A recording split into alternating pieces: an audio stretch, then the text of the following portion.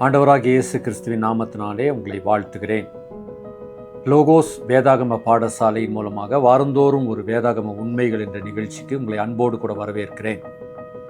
இன்றைக்கு நாம் புதிய ஏற்பாட்டில் 27 புத்தகங்களை நாம் பெற்றிருக்கிறோம். இந்த புத்தகங்கள் 27 தானா அல்லது அதை காட்டிலும் அதிகமாக இருக்கிறதா என்ற ஒரு ஆய்வை இன்றைக்கு நாம் பார்க்கலாம். நாம் முதலாவதாக தெரிந்து கொள்ள வேண்டிய ஒரு முக்கியமான விஷயம், அந்த நாட்களிலே அநேக லெட்டர்ஸ், அநேக வரலாற்று நிகழ்வுகள், இயேசு கிறிஸ்துனுடைய ஊழியத்தை பற்றி, அவருடைய போதனைகளை பற்றியெல்லாம் அநேகர் எழுதினாங்க. அந்த எழுதினவங்க எல்லாமே ஒவ்வொரு புத்தகங்களை எழுதியிருந்தாங்க. ஆனால் அவைகளெல்லாம் நிறைய இருந்தது. இதை நாம் லூக்கா எழுதின சுவிசேஷத்தில் 1ஆம் அதிகாரத்தில் லூக்கா சுவிசேஷத்தை ஆரம்பித்து கொண்டு வரும்போது அதை நம்ம வாசிக்கலாம். அந்த நாட்களிலே அநேகர் இந்த பிரபந்தத்தை உண்டு பண்ணி எழும்பினார்கள் என்று அந்த லூக்கா குறிப்பிடுவார். அப்போ வேதாகமும் அதற்குள்ளாக எத்தனை புத்தகங்கள் அடங்க வேண்டும் என்கிற ஒரு வரைமுறை, ஒரு வரையறை வேண்டும் அல்லவா? அந்த வரையறையை தான் நம்ம என்ன சொல்கிறோம் அப்படின்னு கேட்டிங்கன்னா கேனான். கேனான்னா என்ன அப்படின்னா, எளிதில் சொல்லணும் அப்படின்னு கேட்டிங்கன்னா மெஷர். இப்போ உதாரணத்துக்கு பார்க்கும்போது ஒரு பொருளினுடைய நீளத்தையும் அகலத்தையும் நம்ம குத்து மதிப்பாக சொல்லாதபடிக்கு அதை அளவிட்டு சொல்லும்போது அதுக்கு சரியாக இருக்கும். அந்த மாதிரி இந்த மாதிரி அநேக புத்தகங்கள் வந்ததை நான் எப்படி வேதாகமத்தில் சேர்த்து கொள்ளலாம் அப்படின்னா, அந்த நாட்களில் சபையினுடைய தலைவர்கள், சர்ச் ஃபாதர்ஸ், அவங்க அந்த நாட்களில் கூடி முடிவெடுத்தாங்க. அப்போ அவங்க கேனான் அப்படின்ற ஒரு முக்கியமான காரியத்தை வச்சாங்க. எப்படி இது கேனான்னா, இந்த கேனான் ஒரு சில விதிமுறைகளை வகுத்து இருக்குது. அந்த கேனான் விதிமுறைகளுக்கு உட்பட்டதை தான் வேதாகமத்தில் சேர்க்க வேண்டும் என்கிற ஒரு முடிவுக்கு வந்தாங்க.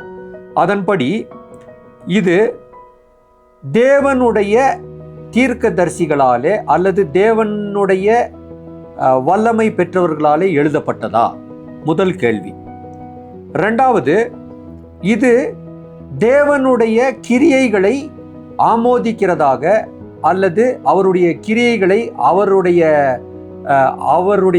அவருக்கு மகிமையை செலுத்தும் வண்ணமாக இருக்கிறதா அப்படின்ற ஒரு கொஸ்டினையும் அவங்க வச்சாங்க. மூன்றாவது பார்த்தீங்கன்னா, தேவனை பற்றியதான சத்தியத்தை அதிகமாக வெளிப்படுத்துகிறதா அல்லது ஏதோ ஒரு கதையை சொல்லுகிறதா அப்படின்ற ஒரு டெஸ்ட் எடுத்தாங்க. அடுத்ததாக நாம் பார்க்கும்போது இது தேவனுடைய வல்லமையை குறித்து பேசுகிறதா அப்படின்றத குறித்து பார்த்தாங்க.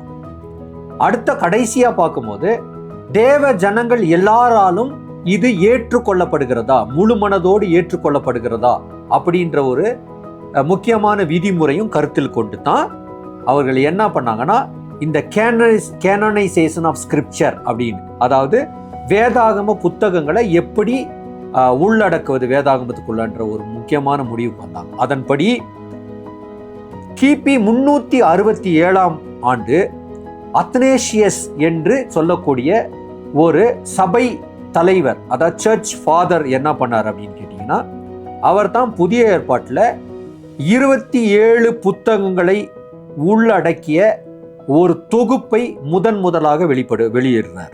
அதற்கு பின்பதாக என்ன நடக்குது அப்படின்னு கேட்டிங்கன்னா, அதற்கு பின்பதாக பல ஆண்டு காலம் கழித்து வந்த அகஸ்டின் ஜெரோம் என்று சொல்லக்கூடிய வேத சபை தலைவர்கள் இந்த 27 புத்தகங்களை அங்கீகரித்து ஆமோதிக்கிறாங்க.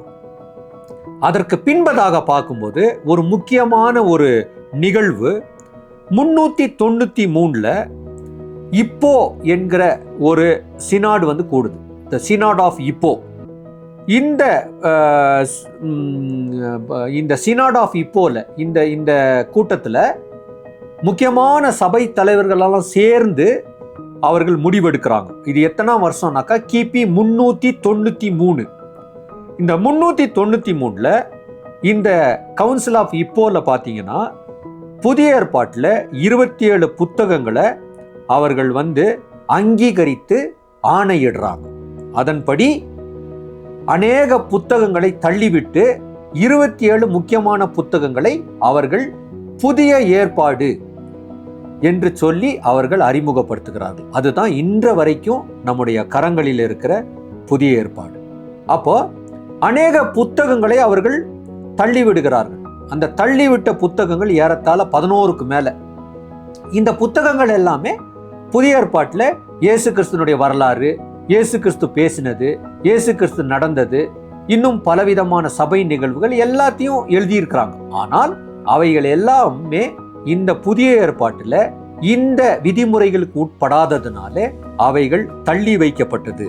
இந்த தள்ளி வைக்கப்பட்ட புத்தகங்களை தான் அப்பாக்ரைஃபல் புக் அப்படின்னு சொல்லுவோம். அதாவது அப்பாக்ரைஃபல் புக்ஸ் அப்படின்ற அந்த பதம், அந்த அப்பாக்ரைஃபா அப்படின்ற பதம் கிரேக்க பாஷையிலே அப்பாக்ரூபோஸ் என்ற வார்த்தையிலிருந்து வந்தது. அப்படின்னா என்னன்னா ஹிடன், ஒழிக்கப்பட்டது, மறைக்கப்பட்டதுன்ற பொருள் ஆகும். ஆகவே இதன்படி ஏறத்தாழ 11க்கு மேற்பட்ட புத்தகங்கள் எல்லாம் அவைகள் சேர்க்கப்படாதபடிக்கு அவைகள் நிராகரிக்கப்பட்டு 27 புத்தகங்கள் மட்டும் புதிய ஏற்பாட்டில் சேர்க்கப்பட்டு நம்முடைய கரங்களிலே அது கொடுக்கப்பட்டிருக்கிறது. ஆகவே நம்முடைய கரங்களில் இருக்கிற புதிய ஏற்பாடு எப்படி நமக்கு 27ஆக கிடைத்தது என்பதற்கான வரலாற்றின் மிக மிக சுருக்கமான ஒரு நிகழ்வை தான் இன்றைக்கு நாம் பார்த்தோம். தொடர்ந்து மற்றொரு நிகழ்ச்சியில அடுத்த வாரம் மற்றொரு வேதாகம உண்மையோடு கூட உங்களை சந்திக்கிறேன். கர்த்தர் உங்களை ஆசீர்வதித்து வழி நடத்துவாராக. ஆமென்.